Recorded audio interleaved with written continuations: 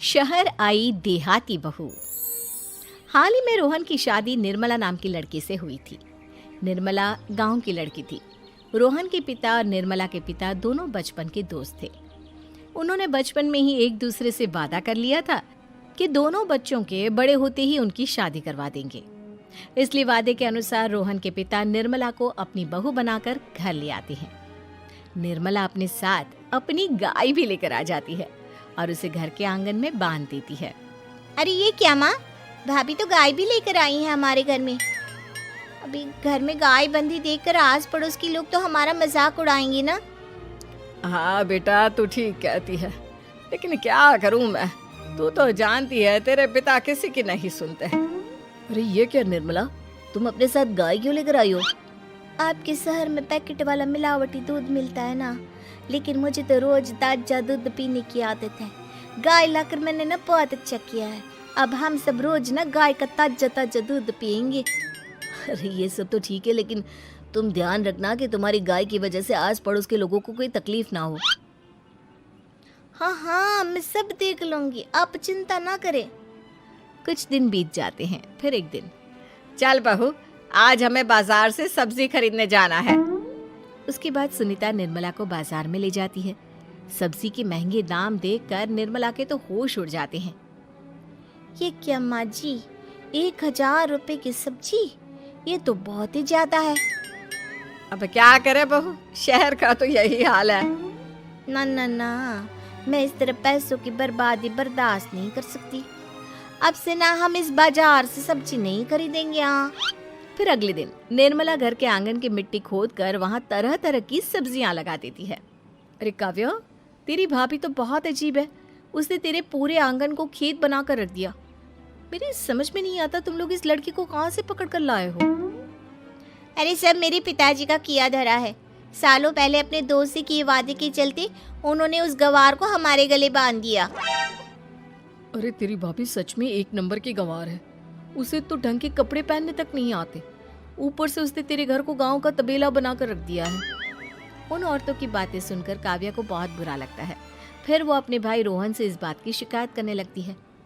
रोहन निर्मला को समझाने की बहुत कोशिश करता है, लेकिन निर्मला के आगे उसकी एक नहीं चलती। फिर एक दिन रोहन निर्मला को एक शादी में ले जाता है।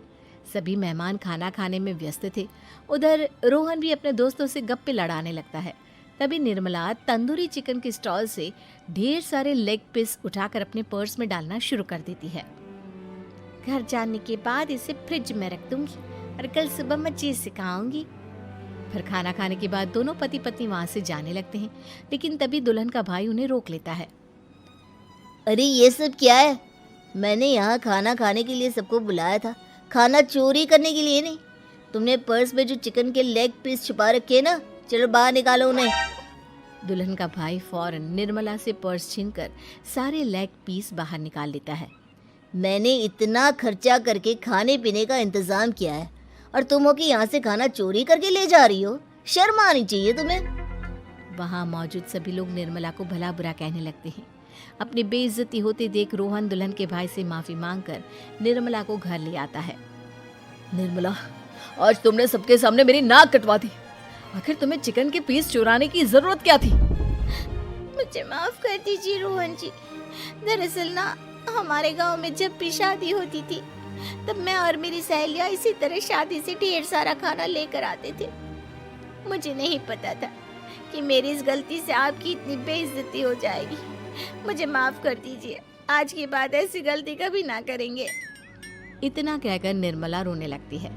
निर्मला को रोते देख रोहन का दिल पिघल जाता है और वो उसे माफ करके गले लगा लेता है। इस तरह कुछ दिन बीत जाते हैं। फिर एक दिन रोहन उदास होकर घर लौटता है। रोहन के कपड़े बुरी तरह फटे हुए थे। अरे बेटा, ये सब क्या है? किसी के साथ मारा पीटी हो गई है क्या?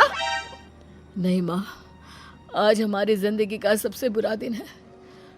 म्युनिसिपालिटी वालों ने हमारी दुकान तोड़ दी। आज से हमारी आमदनी पूरी तरह बंद हो गई। हे भगवान, हमने तो किस्त पर ढेर सारा सामान ले रखा है। अब हम सारे सामान की किस्त कैसे चुकाएंगे? मेरी तो सोचने समझने की शक्ति ही खत्म हो गई। पता नहीं आगे हमें और कितनी मुसीबत झेलनी पड़ेगी। आप सबको ना चिंता करने की जरूरत ना है, मैं सब ठीक कर दूंगी। तो कहना क्या चाहती है बहू? हम ना बोल कर नहीं बल्कि करके दिखाएंगे। हाँ, उसके बाद निर्मला अपने पिता को फ़ोन करके गांव से 5 गाय मंगवा लेती है और फिर अगले दिन निर्मला सभी गायों का दूध निकाल कर बड़े बर्तन में भर लेती है। तुम ये सब क्या कर रही हो निर्मला? मेरी तो कुछ समझ में नहीं आ रहा। हम ना इन गायों का दूध बेचने जा रहे हैं। उसके बाद हमारे पैसों की समस्या खत्म हो जाएगी। हे भगवान, बस यही दिन देखना बाकी रह गया था। भाभी दूध वाली बनकर दूध बेचेंगी तो मोहल्ले में इज्जत क्या रहेगी हमारी? सभी लोग हमें तरह तरह के ताने मारेंगे। आप ना ऐसी बेकार की बातें ना करो काव्या जी। जब जेब का पैसा और पेट की रोटी छिन जाती है तो इंसान पहले अपने और अपने परिवार के बारे में सोचता है। और वैसे भी जिस काम से हमारा घर चले उसकी कभी ना बुराई नहीं करनी चाहिए। फिर निर्मला दूध के 2 बड़े बर्तन साइकिल के दोनों तरफ लटकाकर मोहल्ले में घूमने लगती है। दूध ले लो, दूध, गाय का ताजा ताजा दूध ले लो, बिना मिलावट का शुद्ध दूध ले लो। चलो चलो आओ भाई, जल्दी ले लो। तभी निर्मला के पास कुछ औरतें आती हैं। अरे तुम तो सुनीता की बहू हो ना? तुम इस तरह सड़क पर दूध क्यों बेच रही हो? निर्मला उन दोनों औरतों को अपने घर के हालातों के बारे में सब बता देती है। देखिए, मैंने ना अभी अभी गाय का ताजा दूध निकाला है। आप सब तो रोज पैकेट का दूध पीती हो, आज गाय का ताजा दूध पी कर देखिए, इसकी ना बात ही कुछ और है। हाँ बहू, मुझे तुम्हारी बात समझ में आ गई। ला, मुझे 2 लीटर दूध दे दो। उस औरत की देखा देखी बाकी औरतें भी निर्मला से दूध खरीदना शुरू कर देती है। थोड़ी ही देर में निर्मला सारा दूध बेचकर ढेर सारे पैसे इकट्ठे कर लेती है। उसके बाद निर्मला घर जाकर सारे पैसे अपनी सास को पकड़ा देती है। अरे बहू, इतने सारे पैसे! सच में तेरा आइडिया तो काम कर गया। अरे माँ जी, आप तो बस देखती जाइए, कुछ ही दिनों में मैं अपने घर की सारी समस्या खत्म कर दूंगी। हाँ। फिर अगले दिन से निर्मला गायों के गोबर से ढेर सारे उपले तैयार करके बेचना शुरू कर देती है। निर्मला को पैसे कमाते देख रोहन के अंदर भी हिम्मत आ जाती है और वो भी दूध बेचने का फैसला करता है। निर्मला के कहने पर उसके पिताजी कुछ और गायों का बंदोबस्त कर देते हैं। इस तरह दोनों पति पत्नी मिलकर दूध बेचना शुरू कर देते हैं। कुछ ही महीनों में उनका दूध का व्यापार खूब फल फूल जाता है। इसके चलते रोहन एक बड़ी दूध की डेयरी भी खोल लेता है। पिताजी, जब आपने निर्मला से मेरी शादी करवाई थी तब मैं मन ही मन आपको कोसा करता था, लेकिन आज मेरी समझ में आया कि आपका फैसला बिल्कुल सही था। आज अगर निर्मला ना होती तो पता नहीं हमारा क्या हाल होता। हाँ बेटा, तू ठीक कहता है।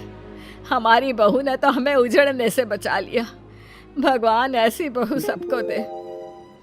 इस तरह निर्मला की समझदारी के चलते सब कुछ ठीक हो जाता है और वो सभी हंसी खुशी अपना जीवन जीने लगते हैं।